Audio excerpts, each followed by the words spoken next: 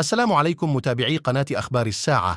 تتعرض القناة يوميا إلى كم هائل من التبليغات أدت إلى الحد من انتشار الفيديوهات. المرجو منكم دعم قناتكم التي تعنى أولا وآخرا بالدفاع عن المغرب وتنوير الرأي العام بكل ما يتعلق به بخطوات بسيطة هي كالآتي: تسجيل الإعجاب بالفيديو، الاشتراك في القناة، وتفعيل التنبيهات، ثم التعليق على الفيديو، وشكرا. Réseaux sociaux, quelquefois le LCD en parle, et mis à part les médias proches du MAC qui en profitent naturellement de l'occasion pour propager leurs idées séparatistes, personne ne parle de ce sujet.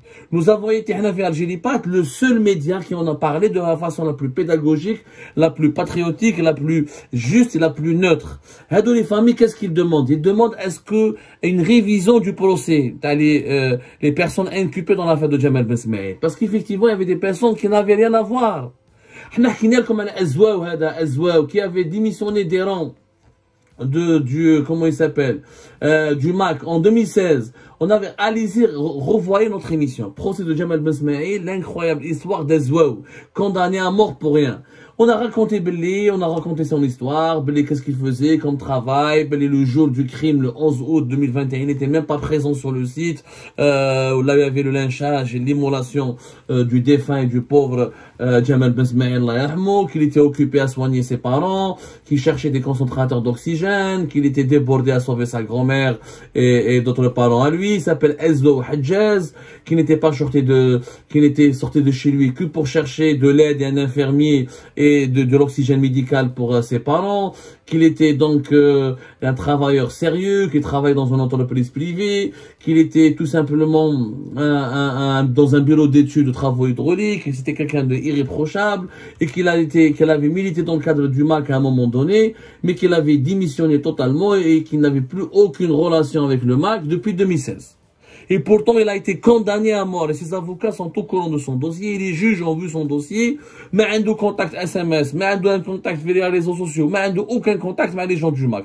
Mais comme il était un ancien militant du MAC, d'abord condamné à mort. Il n'a même pas touché Jamal Ben Smaïl, il n'a pas contribué à la mort de Jamal Ben Smaïl, il n'a pas frappé, il n'a pas lynché, il n'a pas donné un coup à Jamal Ben Smaïl, il n'était même pas présent devant la fameuse place à Ben Ramdan, devant le commissariat de l'Albania, le jour de l'immolation et du lynchage. Ce jour-là, rappelez-vous, on l'oubliera jamais, ce 11 août, ce maudit 11 août 2021. Et pourtant, il a été condamné à mort. Mais ils sont plusieurs personnes comme dans ce cas-là. J'ai parlé à des sources judiciaires, à des avocats, à des familles, des histoires d'autres personnes. Azwaou Hadjaz, il y en a au moins 4, 5, 6, voire même peut-être une dizaine de personnes comme ces gens-là qui ont été arrêtés juste parce qu'ils avaient appartenu, ou là ils appartenaient au MAC, mais qui n'avaient strictement aucun lien, ni aucune implication dans le crime de Jamal Ben Smaïl. Il faut absolument revoir cette procédure judiciaire. Le collectif des femmes et des détenus, ils ont fait un communiqué. Ils disent que, voilà, nous appelons à une grève générale en solidarité avec nos concitoyens incarcérés. Cette journée vise à attirer l'attention sur l'injustice qui persiste et à exiger la libération immédiate de tous les détenus. Nous ne pouvons rester silencieux alors que nos frères et sœurs passent une année encore loin de leurs proches, privés de leur liberté pour avoir défendu des idéaux qui leur sont chers. La fête de Yennaïel, symbole de réunion de célébration, doit être vécue par tous parmi les leurs. Voilà ce qu'ils disent. Ils appellent à des sit-in, ils appellent à des grèves. Voilà, ce sont essentiellement des familles de ces personnes qui ont été condamnées. Je parle de ces 97 ou 94 personnes qui ont été inculpées, dont beaucoup d'entre eux n'avaient strictement aucun lien. Il y en a qui étaient présents au niveau de la place à Ben Ramdan, qui avaient filmé, qui avaient fait des commentaires, d'autres qui avaient lynché, égorgé, et qui méritent leur peine, et qui méritent absolument leur peine d'emprisonnement. Mais d'autres, beaucoup d'autres, plusieurs autres, n'étaient pas présents, n'avaient pas joué un rôle important, et pourtant ils se retrouvent en prison. Et l'injustice est une bombe à retardement. Nous allons organiser des élections présidentielles où nous sommes entourés de foyers de tension régionaux. Le régime algérien passe son temps à dénoncer des opérations d'ingérence étrangère, de la part du Maroc, de la part des Émirats, d'Israël. Il dit que la souveraineté nationale elle est menacée par des puissances hostiles qui se regroupent, qui font des alliances contre les intérêts de l'Algérie. Mais là, pourquoi semer l'injustice sur le plan interne? Unissons-nous, donnons de l'espoir aux enfants de l'Algérie, unissons, fédérons tous les enfants de l'Algérie autour de la cause de ce pays, de sa sécurité, de sa stabilité et de son unité. Tu peux pas parler d'unité nationale, quand tu condamnes à mort et tu mets en prison des gens avec un dossier judiciaire totalement vide. Sur la base de dossiers vides, Mekenwelo. Dossiers vides. Il y en a qui ont pris des condamnations à mort. Mais tu fais un premier procès en 2022, tu condamnes à mort 49 personnes, une année plus tard, en 2023, le nombre des condamnés à mort est ramené à 38, au début, tu as innocenté 7 personnes, ensuite, tu as innocenté 27 personnes, c'est qu'il y a des défaillances majeures. Et ce crime atroce, on a expliqué, il n'y a pas eu d'enquête judiciaire. En fait, les juges et les services de sécurité ont pris les images, les témoignages sur les réseaux sociaux, ils ont arrêté les personnes qui figuraient sur les images. Ensuite, ils ont fait quoi? Ils ont recherché les personnes qui étaient activement, qui avaient des liens avec le MAC. Ils ont arrêté ils ont arrêté des personnes qui étaient en relation avec le MAC et les ont présentés comme étant complices parce que le MAC c'est lui qui aurait orchestré ce crime atroce. Voilà ce qu'ils ont fait l'enquête. Il n'y a pas eu d'enquête. Qui a été présent? Pourquoi Jamal Ben Smaïl a été identifié? Quelle était la défaillance sécuritaire qui a empêché les services de sécurité de protéger Jamal Ben Smaïl? Je rappelle qu'elle a été assassinée, lynchée, égorgée sous les yeux des policiers.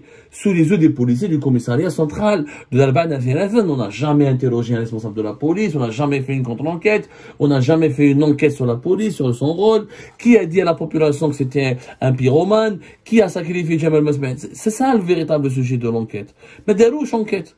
Là, où des gens parce que le MAC, le régime a accusé le MAC. Donc les policiers et les juges ont voulu condamner les gens du MAC. Ça n'a aucun... Il y a des gens on a condamné des anciens du MAC. Mais je ne sais même pas des gens qui militaient encore dans le cadre du MAC. Et être militant du MAC, c'est une chose. Avoir participé à ce crime atroce, en est une autre. Être condamné pour atteinte à l'unité nationale, parce que les chefs d'inculpation sont très graves. Ils n'ont rien à voir avec des activités politiques qui impliquent uniquement le MAC. C'est une injustice, une énorme injustice.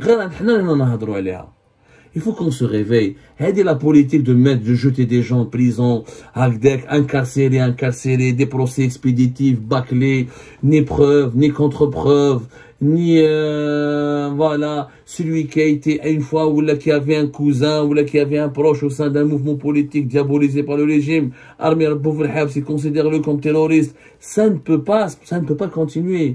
Se théoriser en permanence la population. Un jour ou l'autre, ça va se retourner contre les autorités algériennes. Parce que nous sommes en train de saper la stabilité du pays. L'affaire Jamal Ben Smaïl, officiellement, les chefs d'inculpation sont actes terroristes et subversifs ayant porté atteinte à la sécurité de l'État, à l'unité nationale et à la stabilité des institutions. Participation à un homicide volontaire avec préméditation et complot. C'est bâclé. La procédure judiciaire, elle est totalement bâclée. Il y a des gens innocents qui sont en prison. Que la Cour suprême intervienne rapidement et elle leur donne la révision de ces deux procédures. Le premier procès en première instance et le procès en appel, en novembre 2022 et, comment on appelle ça, octobre 2023. Il faut refaire la procédure et il faut demander une instruction judiciaire professionnelle qui s'intéresse d'abord aux faits, rien qu'aux faits pour déterminer les véritables niveaux de responsabilité de la mort de Jamal Ben Smaïl. Mais ces injustices qui couvrent, elles vont exploser. Aujourd'hui, le pouvoir est aveuglé par sa force. Il croit qu'il a fait peur à tout le monde, que la